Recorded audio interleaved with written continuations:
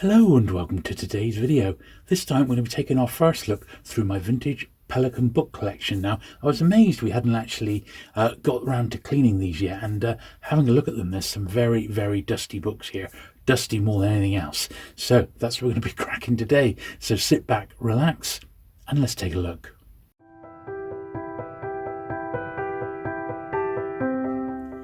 Okay then, so here they are, Pelican books numbers 1 and 2.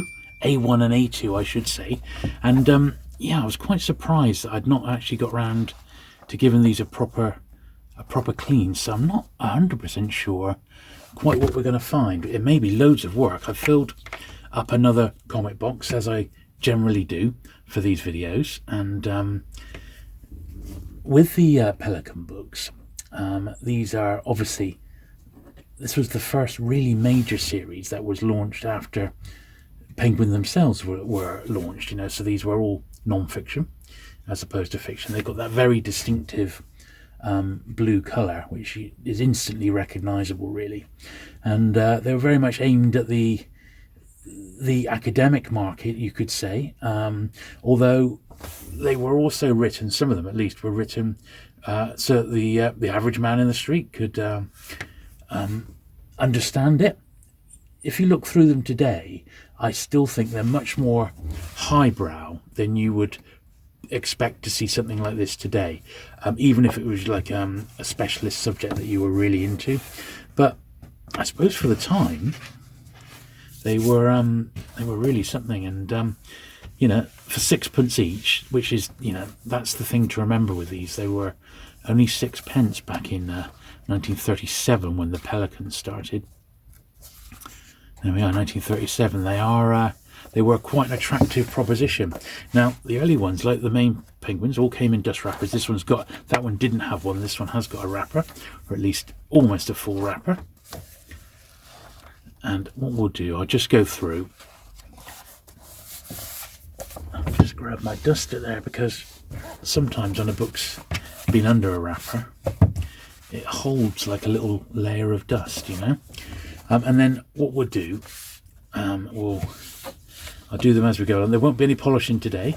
These are all pre-polishing, I'm afraid, but they will need a really, really good brush off. So what I will do, I'll wait till we've got a pile of each, yeah, a little pile like that, and then we'll go through and give them a brush.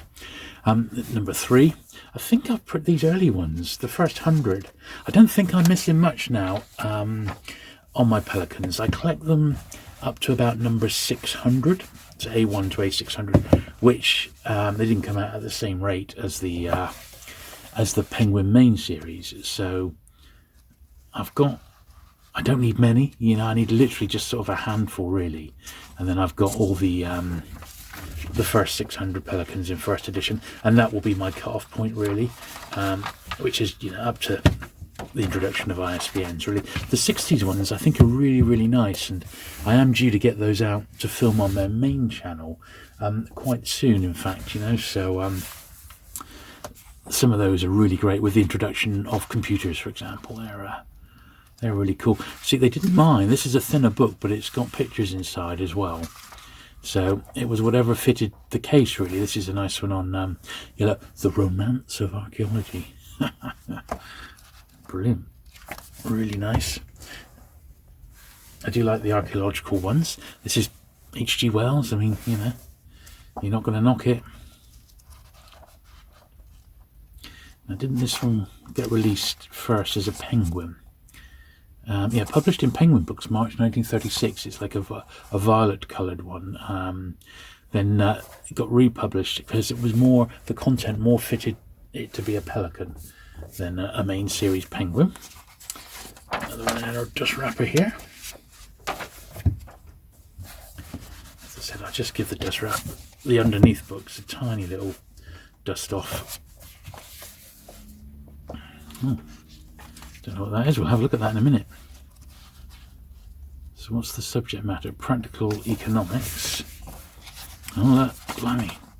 Practical economics. Let someone's written some notes on it, possibly. Look at that. not very neat writing. Sorry, whoever that was. As I said, I didn't think I'd gone through these because when I was looking at them on the shelf, I thought, blimey, those tops are really, really dusty. And they very much are, as you can see. They're really, really dusty, so they're going to make quite a mess. And that's typical after I've just cleaned up the studio.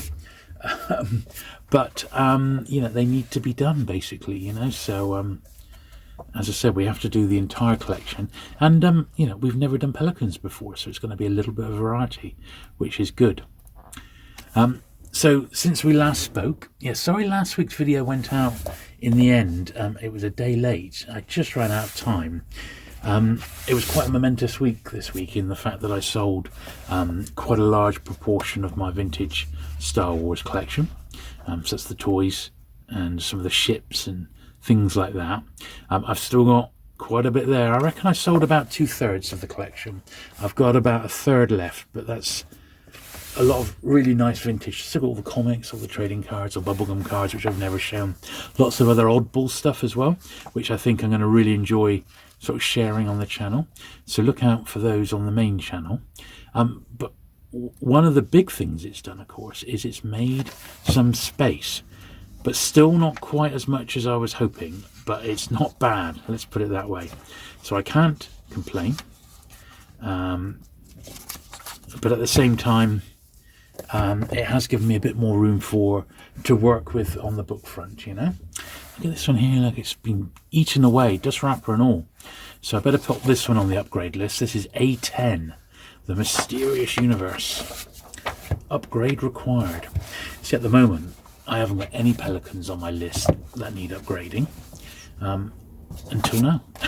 That's it, because I've not been through them to check the condition. But that one's, it's like a silver fish damage there, I think is what that is. The good thing is with Pelicans, they're cheap. They are cheap and they are cheerful.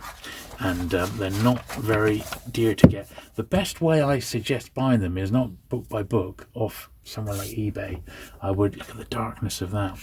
I would very much suggest buying job lots. And job lots, even of these early ones, they are around, You just have to look for them, really.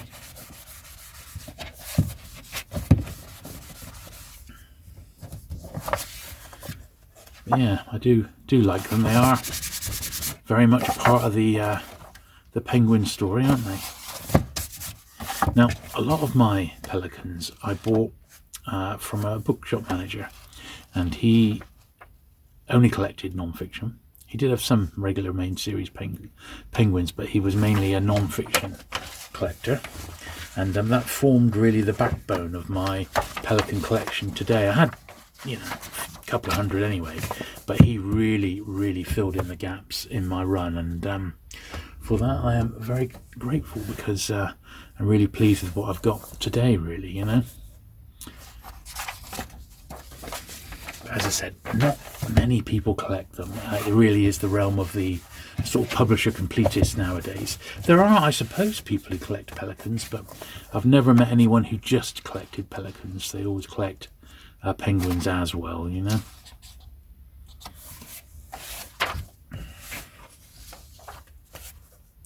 When you receive a dealer's catalogue and they've obviously inherited, or they're clearing a collection for somebody who's stopped collecting or might have passed away, there's usually a Pelican section, and they're all like between £1 and £2.50 each, depending on the title. There are a few titles that are a bit more collectible, but not many. Most of them are very, very cheap and cheerful, and that's partly the attraction. That's what got me into paperbacks to begin with, really, was the fact that they were the poor man's hardback. I wanted to collect the James Bond books in hardback, but it was just they were too expensive. Even when I started collecting paperbacks, because all these things sort of go up in line with inflation, if not more. I think the Bond books have gone up even more because they're so sought after. But I was thinking about getting a set of the James Bond books. I would have loved to have, in first edition, would have loved to have done that, but it's just not going to happen. Even back then, and it's definitely not going to happen now, unless I was to win the lottery, which I don't really play, so it's never going to happen. So I thought, well, if I can't get a set of the books in hardback, I'll try for a set of them in paperback, first edition. And that's exactly what I did. So that's why I got into paperbacks to begin with, really, you know. And I've never regretted it. You get so much more for your money. You're never short of something to read. And I think they're a lot of fun to collect. But that's how I started collecting. Some of these books, they're so weirdly made, you know, these ones from the 1930s.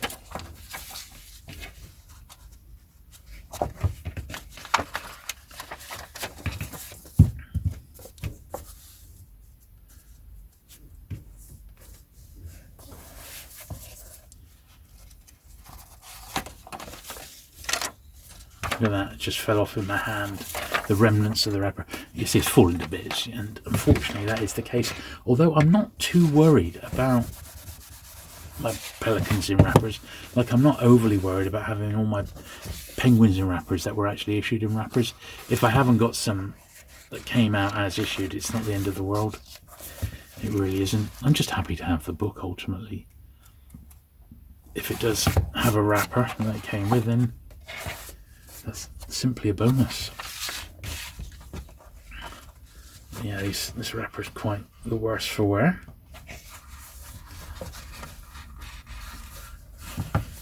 Very, very dusty, these. But not from where I've been storing them. It's just how they were originally, probably from the friend I bought them off.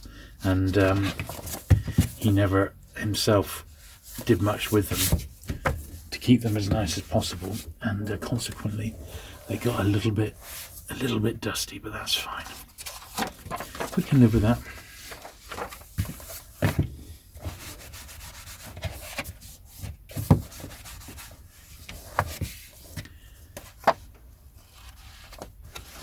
As I said, we won't be polishing today, but we certainly will be brushing. And it's a bit of a gutter, really, because these books are so dusty, and I'm filming this in winter, so I can't exactly just take them all outside and brush them out there, sadly. But I have literally just look at the darkness there. I have literally just cleaned the studio. Perhaps I should have done this video first and then cleaned the studio. Let the dust settle a bit first, but there you go. That's how the cookie crumbles. So, over on the other channel, and it may already be there by the time you watch this, my other channel's just about to hit 25,000 subscribers, which is a fantastic milestone. And I have popped a little video up yesterday as you watch this one, and it was just like a little request for basically ask me anything. So each 5,000 anniversary,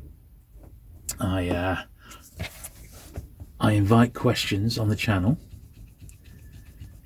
If anyone's got any burning questions for me, I do generally answer all the comments anyway, but anything that you'd like to see me answer on film, to camera as it were, now is your chance, and that'll be over on the other channel. So there's a little short video. If you put any questions under that, that'll be really cool, and I will indeed answer any that you might have. 25,000. Put that in a sec.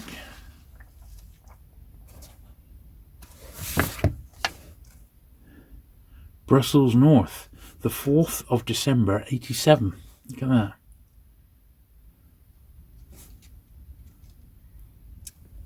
that.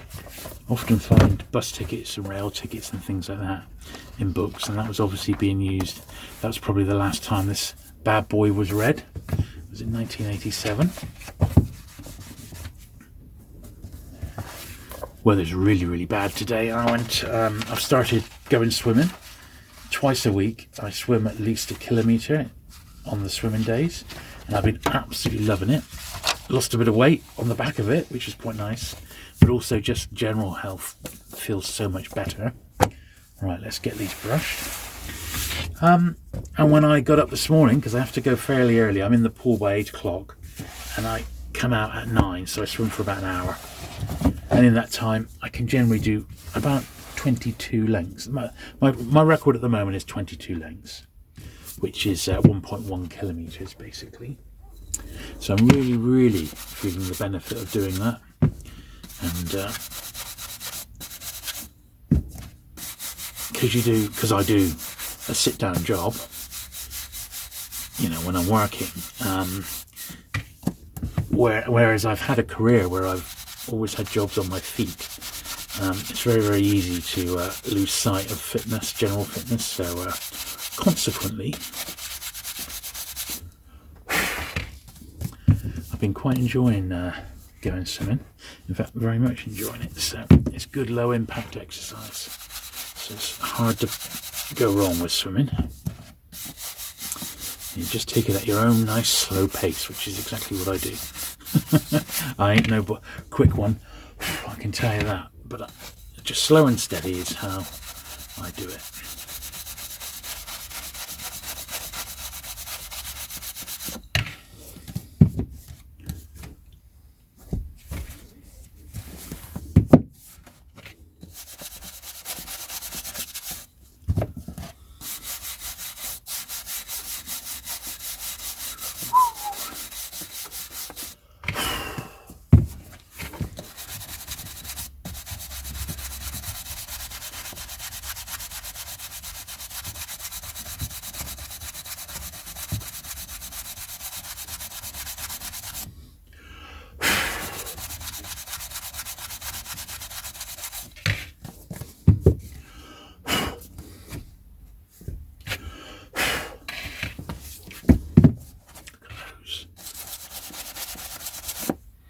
Obviously, these are all from the same collection.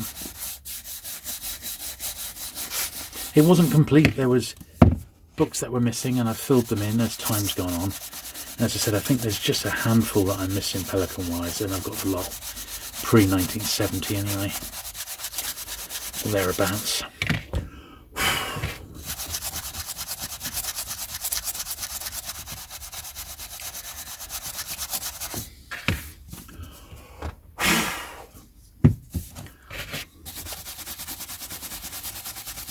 Use an extra brush. This is particularly bad, these.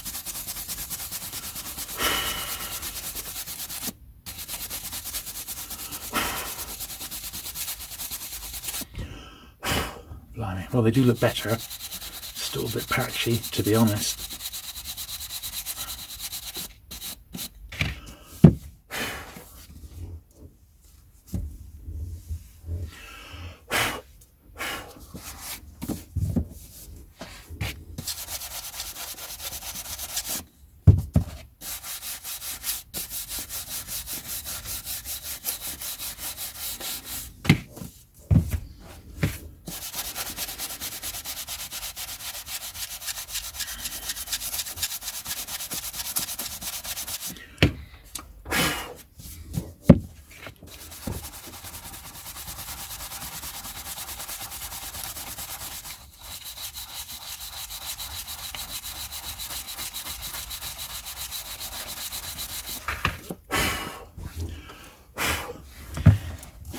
You can just see the difference there. I mean, that would have been a book. It's like they've been, I don't know, maybe this collection was stored somewhere where there was an open coal fire, and this is like literally decades of dust that's accumulated. I think that's the only thing I can sort of think of about these,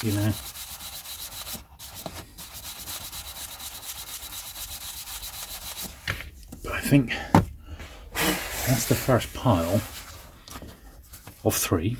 There's about 3 piles about the same sort of size that make up a comic box, and I'm pleased with that. I mean, there was not masses to do, but there was a lot, so yeah, that's a good start. Okay then, so medieval people, wow, with a flap. This is A19.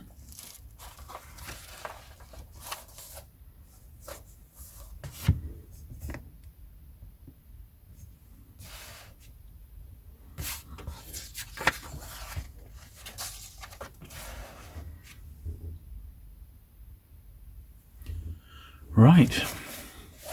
A19. Medieval people with a flap. Oh, look at that. Oh. Ho, ho, ho. It's literally just come off the whole book. Ugh. Okay.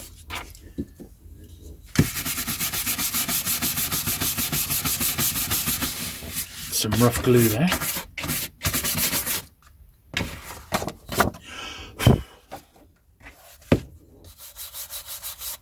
Yeah, you just see the glues just, you know, died, but that's okay. We can just run a nice wedge of glue along there, nice and thick.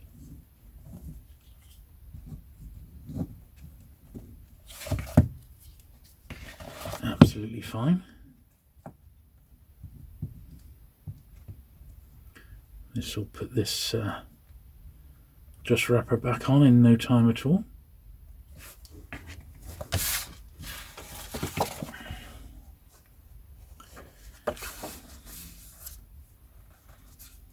Don't know if we'll find any more which have got the spines completely off, but it does happen. Books of this period, you know, it does happen, sadly. So it's okay. It's an easy fix. It's not exactly difficult, is it, to pop that back on? But yeah, once again, very, very dirty. Some of these books are really dusty tops. But that's how they go.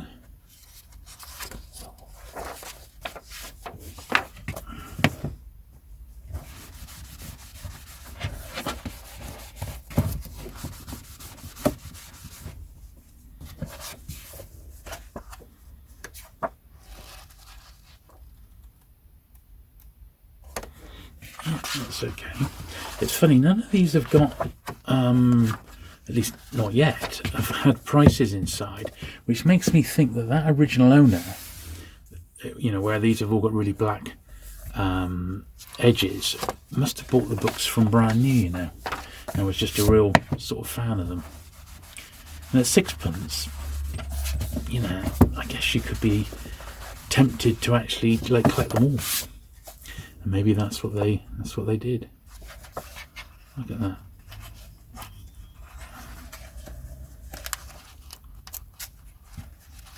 I don't think this one's ever been read. It's really, really tight. To me, it looks unread that way.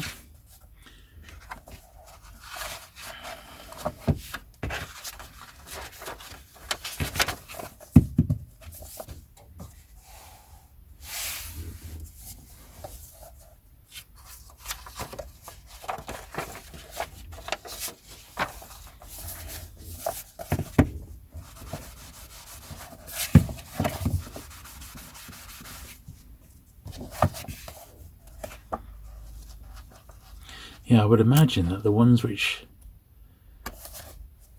are not like that, the ones which have got white edges, are ones that I've picked up much more recently, or were ones that were missing from the collection to begin with. And I reckon all these ones with the dark edges all came from that same collection all those years ago, and it was probably talking 20 years ago. Look at this, probably was 20 years ago.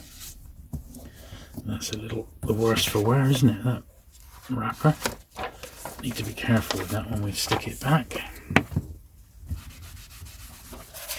Usually when a wrapper is that bad, I'll just leave it off the book to begin with, you know. I won't put it back on.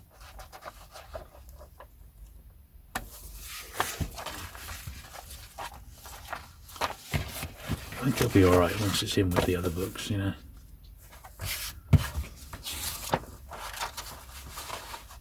They're so delicate, they're just little bits of paper, and of course as we go on we're going to be getting closer and closer to the start of the Second World War, when paper rationing started to kick in. So it's not going to get any better, and of course dust wrappers will eventually just get phased out. So the next thing we'll see will be dust wrapper flaps. So we might see that on this video. Might still be a little bit too early, but come about 1939, 1940, the books wouldn't have full wrappers. They'd just be covers like this with a little flap underneath either end, you know. But this is still quite early in Pelican history at the moment, so the first signs of paper shortage haven't happened yet. And carefully lift that on top.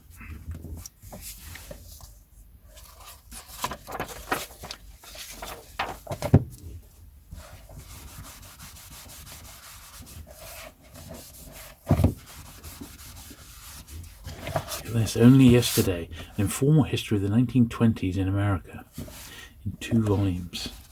So I bet this is really interesting. But that's really, really interesting.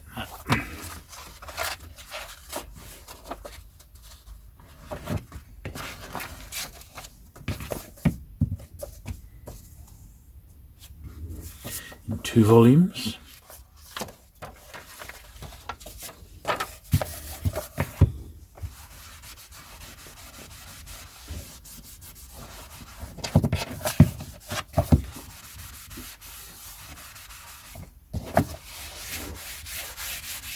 When you're dealing with books, they're almost 90 years old. They're alive. You know, you flick through them and bits fall out. You know.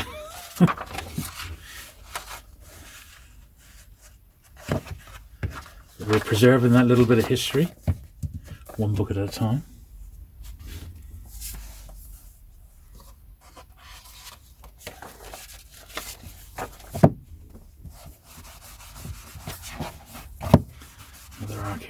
Archaeology one.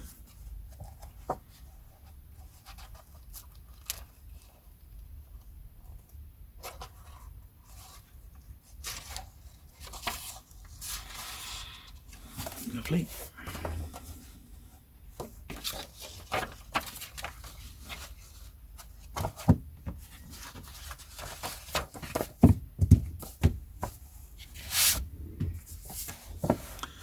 Civilization. Surprised how many of these are in dust wrappers. I don't have as many penguins from this period in wrappers, that's for sure. But these pelicans are quite nice.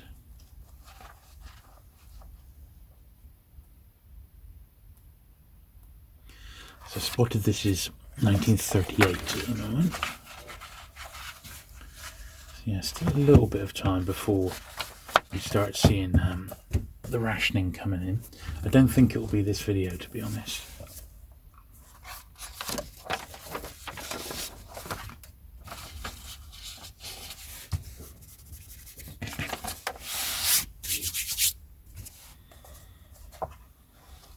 Dusty old books.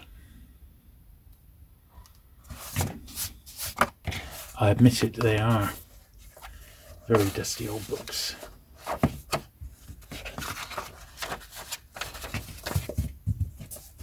But they're nice all the same.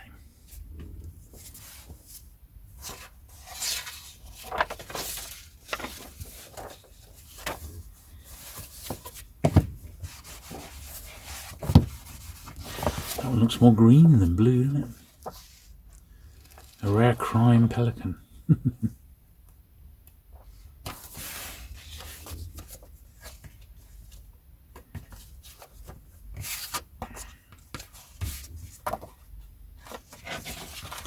Stay open. There we are.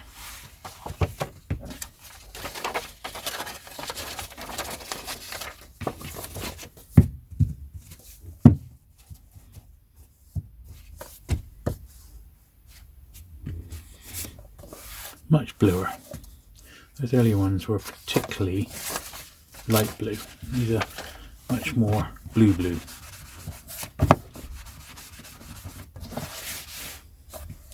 Maybe from a different source, so they're equally dusty on the top, so probably not.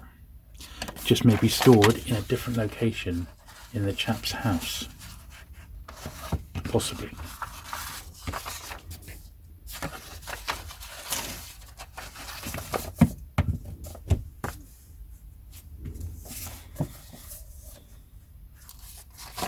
My apprenticeship.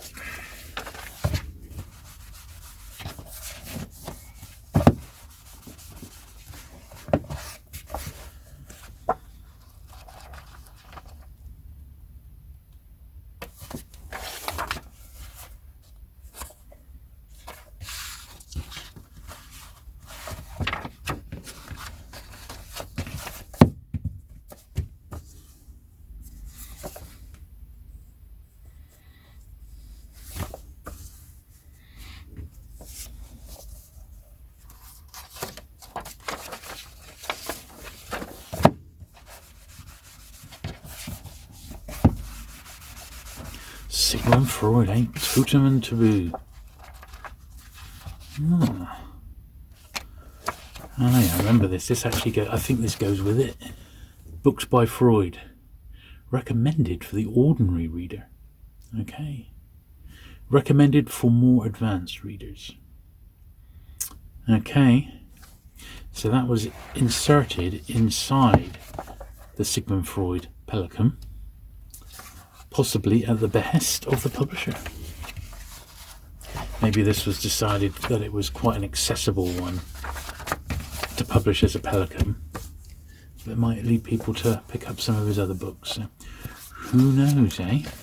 I bet the archive folder would reveal all with that. I betcha.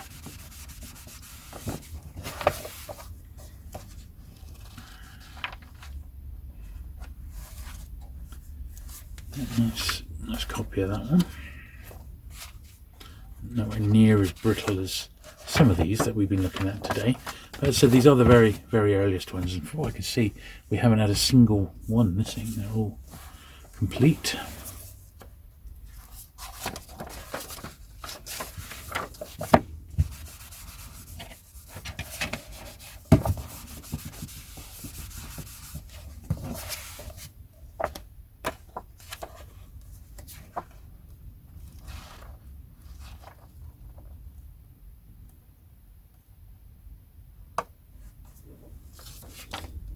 Lovely.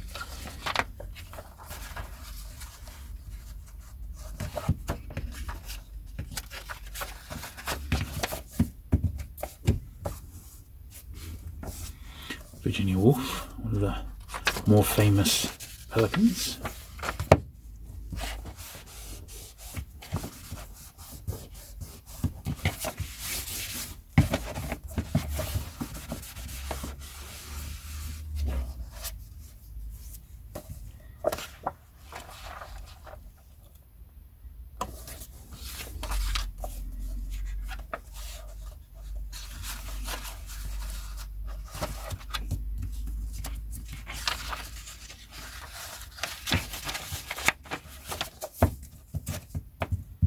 Lovely. A few more in this. No wrapper on this one. In this second pile. That's okay.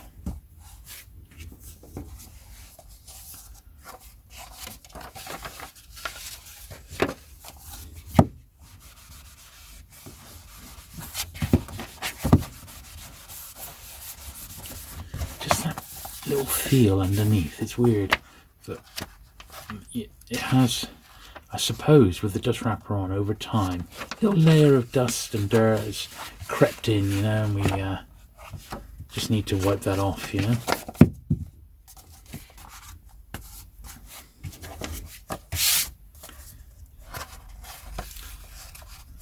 Dust wrapper flap.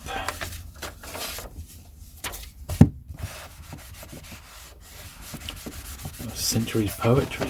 This was before the Penguin Poetry had been launched, I believe, so that's why this has come out as a poetry title.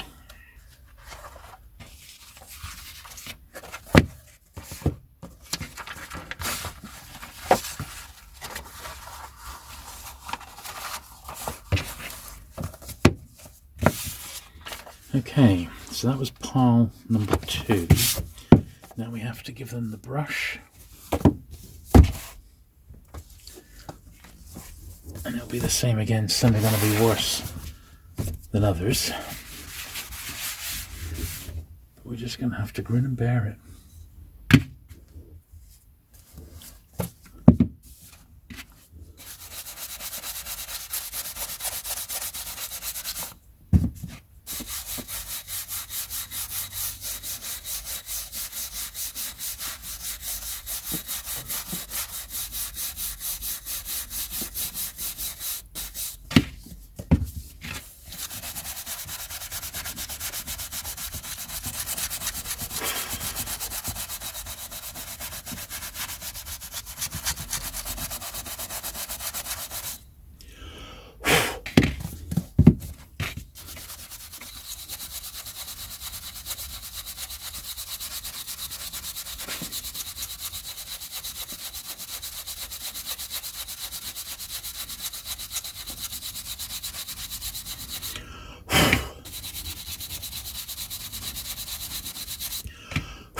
Well, they're better. They're just not. I think they're so dusty they're never going to get perfect. It's just an impossibility. But they are better.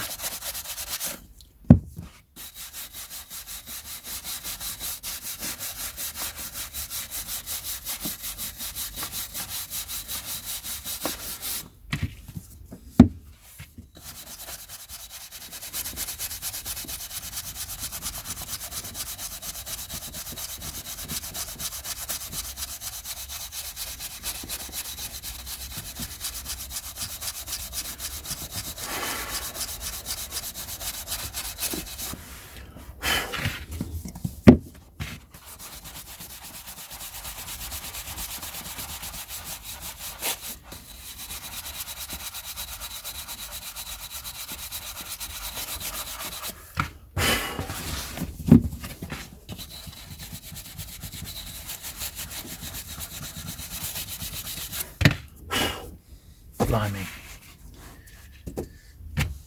I haven't actually had to clean books this dusty since I had a run of Collins Crime Club titles from the 1930s, and they had the same level of dust on.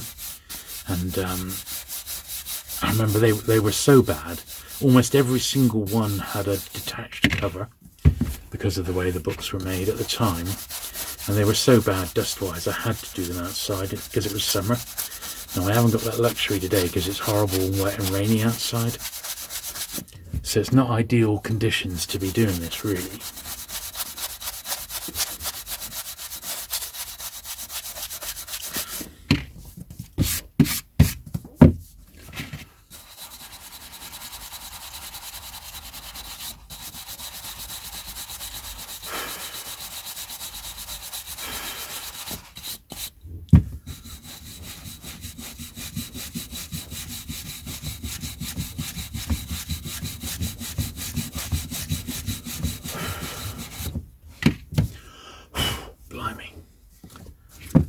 Just slightly pause the camera there since I whacked the tripod with my aggressive cleaning here.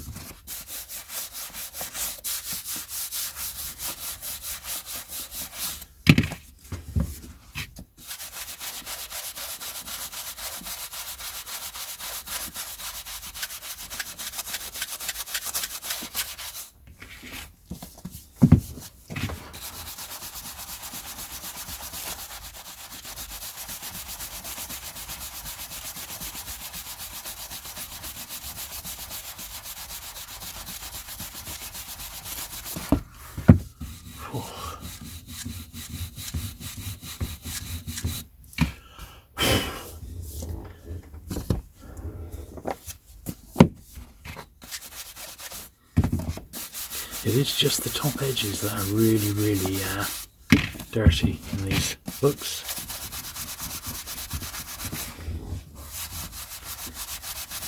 Even the brushing isn't doing that good a job. It's a bit disappointing, really.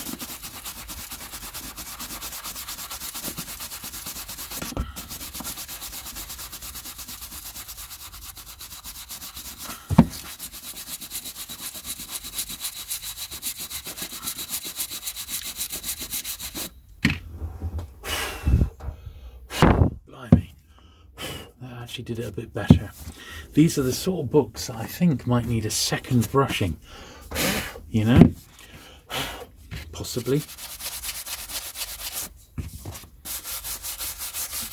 was almost like I wish I had a bit of machinery where I could just go rather than doing it by hand. Maybe that's something I could ask my brother-in-law about.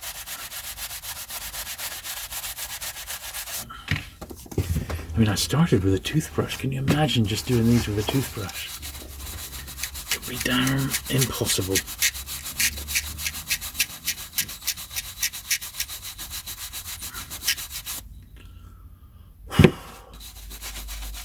Right, that's stack number 2 done. Final stack to come. Okay, so I've sort of recovered. I feel like I ought to get like an aqua lung or something in here because because things have got a little dusty, but we're okay. We're okay. I think I can survive one more stack, just about. But it's touch and go, I'll tell you that. Yeah, still 1938. But it's all good, so nothing to worry about. I will survive till next week when, well, I've been planning out what we've got still to do. So I think we've probably got another 3 videos of more modern hardbacks to do. About 3 videos, I think. What else have we got? We've got, obviously, Pelicans here. These books here are probably going to take about 8 videos to do them all. I think, approximately. We've still got Pan books. Now, you know, the Pans are looking not too bad. We are slowly but surely getting through them. So, there's not loads of Pan videos to do, but there's probably, I don't know, at least another 6, I would think, probably 5 or 6, I think, which is fine. And then we'll have done all the Pans, and then it really is, paperback wise, it really is, I think, gonna just be the realms of Penguin and Penguin offshoot series, a lot of which have never been touched. Stuff like New Biology, popular science ones, science news. We've got some puffins still left to do, large format books, American Penguins, lots of different Penguin series, I think. But I'll try and mix in the other stuff as well, so it doesn't get a bit samey. And the other thing I will have to start doing, because I've now got rid of some of the Star Wars stuff. The other stuff that's left has to be got rid of. So what I'll do, I've got about a dozen boxes still of stuff that needs a bit of a clean. It's not really dirty, it just needs a bit of a dust off, really. I think more so the Simpsons stuff rather than Star Wars. So it's something a little unusual. It doesn't really class as book cleaning per se, but it is cleaning of a sort, and they're cleaning and polishing, in fact. So when I've floated the idea before, no one seems too worried that it's not book content that's getting cleaned. So if that's okay with you, that's something that will probably have to happen next year, because hopefully by then I will run out of books. I would have done everything that's in my collection, and it would just be new acquisitions which get the cleaning treatment, you know. We are looking to move house next year, and if that does happen, which I'm hoping it will, I'm probably going to have to put most of my book collection into storage, short term. It'll all be boxed up in comics, but at least I know it'll all be clean, and I'll still have access to it should I want it for making videos on my main channel. But you know, by then I would imagine that all the cleaning would have been done. There won't be anything left. So very much the remnants of a wrapper there, isn't it? That's that one I will leave off. I think that book is better off without it.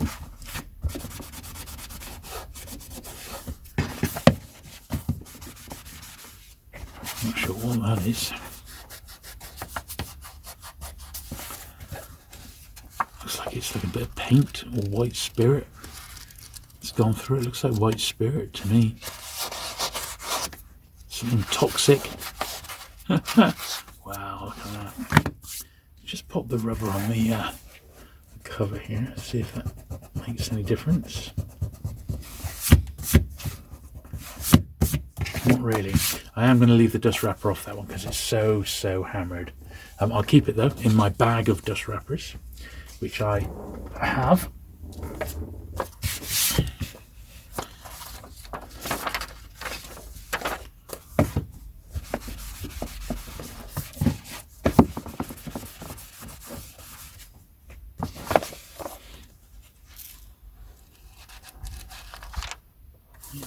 Really nice on that.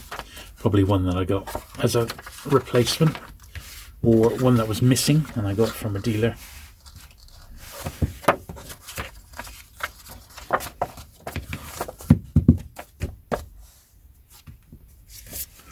Lord Shaftesbury.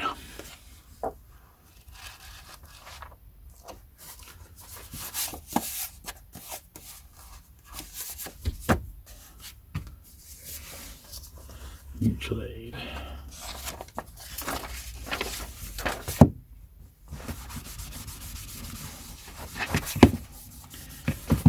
So yeah, it'll be a funny old feeling to know that pretty much everything has been cleaned. I'm not going to go back to the start then, just so you know, and do them all again. It's been a huge job. I'm glad I filmed it though, because it's like a permanent record of the collection as it was at that moment. Sometimes before books have been upgraded or swapped out, or even in some cases moved on out of my collection, but it's a nice permanent record. It's one of the reasons why I didn't mind too much getting rid of my Star Wars in the end. I thought initially it might be like losing a bit of a limb, because it's been such a long part of my life. I've collected it and I've enjoyed it, and these most recent years I've been filming it as well. But because on the whole most of what I got rid of had at one time or another been filmed, I don't feel like I've completely lost it. And if I ever want to go back and see what I had, well, I can just look at my videos, can't I? So I think from that point of view, I'm really pleased that I filmed the videos before I did move it on, but as I said at the time, I got it all out. The time just seemed right. Now was the time to do it and concentrate on a couple of other things that I've got cooking. And certainly my passion is not collecting old Star Wars toys anymore. I've had them, I've enjoyed them, I bought them when they came out. My boy, as he was growing up, played with them as well. But ultimately, I've moved on to different things, and I get a lot more enjoyment out of my book collection now. And I do still collect some toys. So I collect the Matchbox models, which I really love, the die-cast Matchbox toys. Very much enjoying collecting those, because there is a finite number. As long as you don't want all the variations, which is really quite hardcore. But if you just want one of each model from when they started up to about 1982, which is when the last possible chance would have been for me to actually, I don't think I played with them much after that. I think I gave them away to a cousin around that sort of time. If you wanted to just get one of each model, there's about 300 to collect, which isn't too bad, I don't think. And yes, some of them are expensive, but if you just want the base model, I'm not fussed about having every single one boxed. Yeah, it would be nice, but quite expensive. So the early or expensive ones, I'm happy to have loose. But ideally the stuff from the 60s, 70s and 80s, I prefer that boxed up, and I'm happy and confident that I'm gonna get the full set of those, and it'll be at the moment they're proving great fun to collect. So that's what it's all about ultimately, isn't it? It's just about having the fun of the collection. And with Star Wars, I go out looking for sale. I quite fancy getting a bit of vintage Star Wars that I've never had before. And you go out there, find it, and half of it's graded, and I'm not fussed about that, so it's more expensive. And then you find it, and you think, well, it's never worth that. And, it's just out of most people's price range, so I'm just not going to bother. It turned me off the hobby by it becoming too expensive to collect, which I know sounds weird, but it's true. People collecting, trying to put a run of Penguin first editions together now. It's a real commitment, both mentally and monetary wise. It's not something you can just, the books aren't out there. You can't just go out and buy the first 1,000 Penguins off eBay. They're not there. They just don't exist like that. And that's worth noting, really, So yeah, if you are thinking of collecting penguins, and you've got a job on your hands, I'll tell you that. It was a lot easier 30 years ago, when collecting penguins was, not in its infancy. There was a collector's society that's been around for the best part of 50 years, but I think collecting back then the books were more plentiful, and they were so much cheaper. Even 10 years ago, books were a lot cheaper than they are today, and that's just how it goes, isn't it? Can't do anything about that.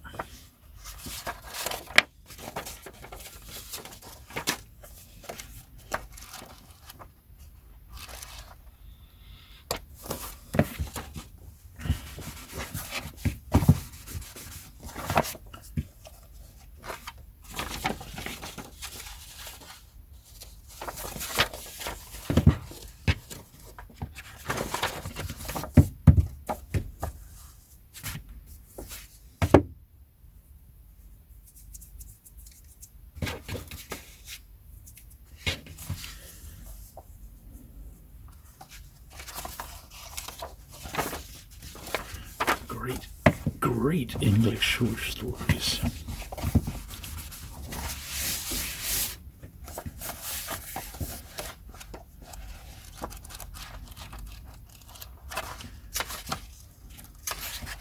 Just seeing what's in this one. From Defoe to Dickens. I tell you what, every sort of short story anthology I'd seem to pick up has got an Edgar Allan Poe, you know.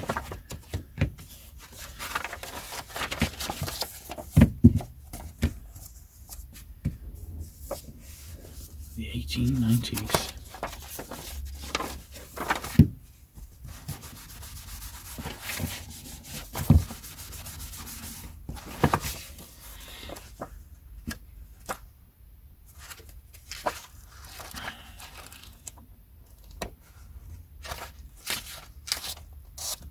We are in 1939 now, but still no real sign of any sort of paper shortage at all at the moment.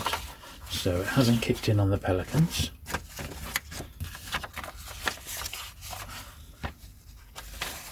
Yet. But it will. The same way the main series got affected by it.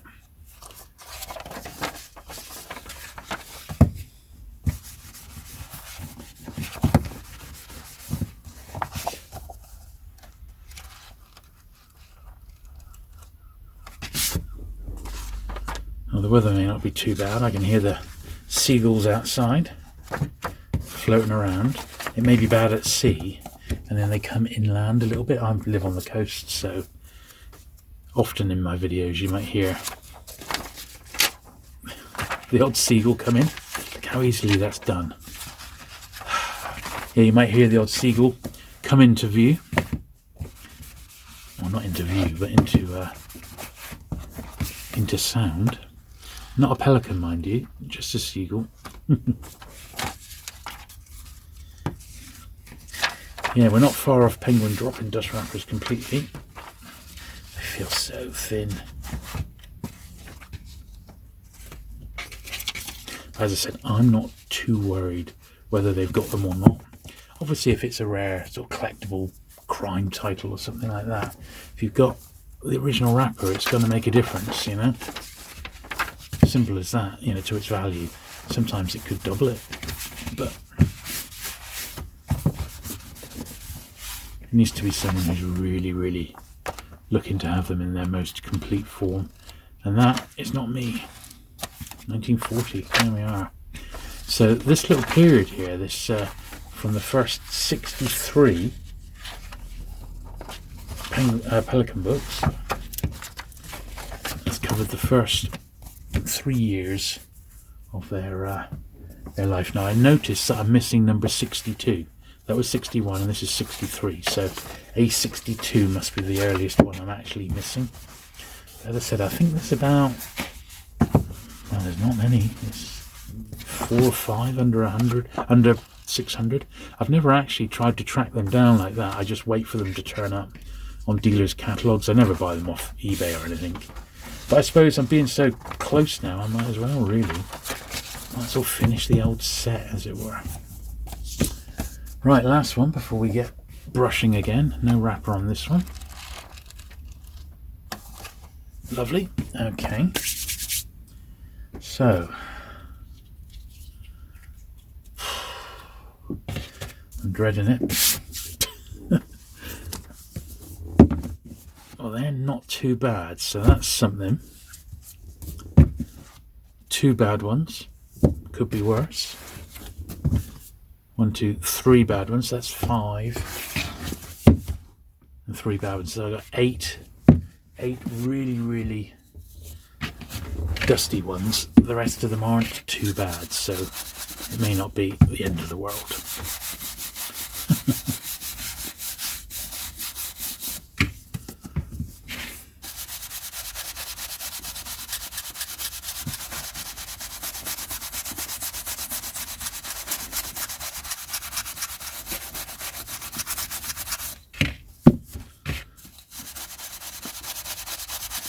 I actually see that this one's got some pencil on the back of the wrapper. So we're going to get that off right now. How dare they? How dare they indeed?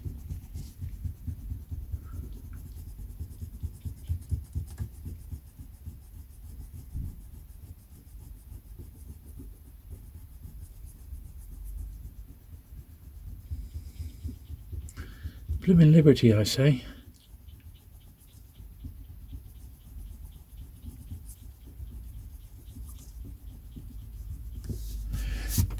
Now, I can't actually remember what I've got planned for next week. Sorry about that. I think we're overdue a pan video, in actual fact. I think. So, there may well be pan next week.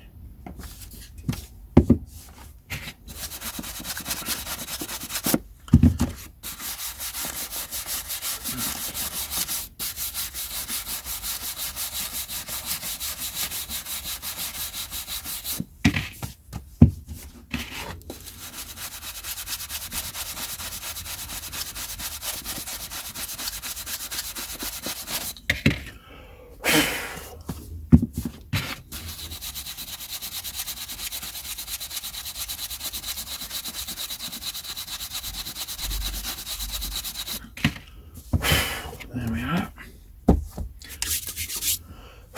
So far, not the messiest batch. That was definitely batch number 2, where I needed oxygen help.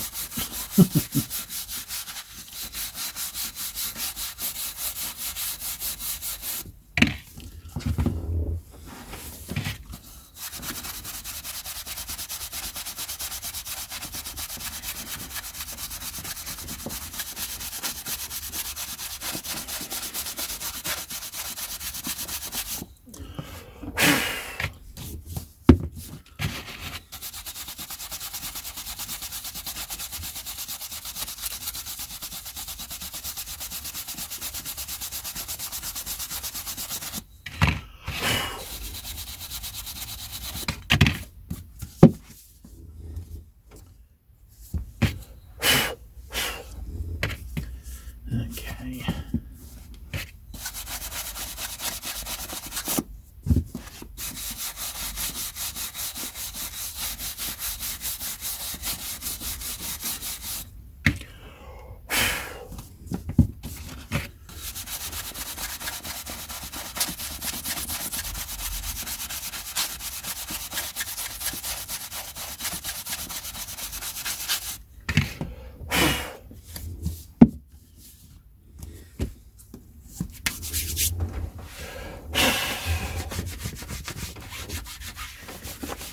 What a mess.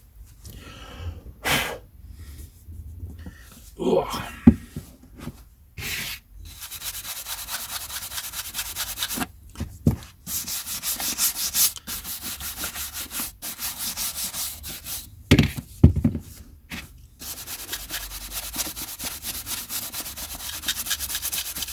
These aren't too bad.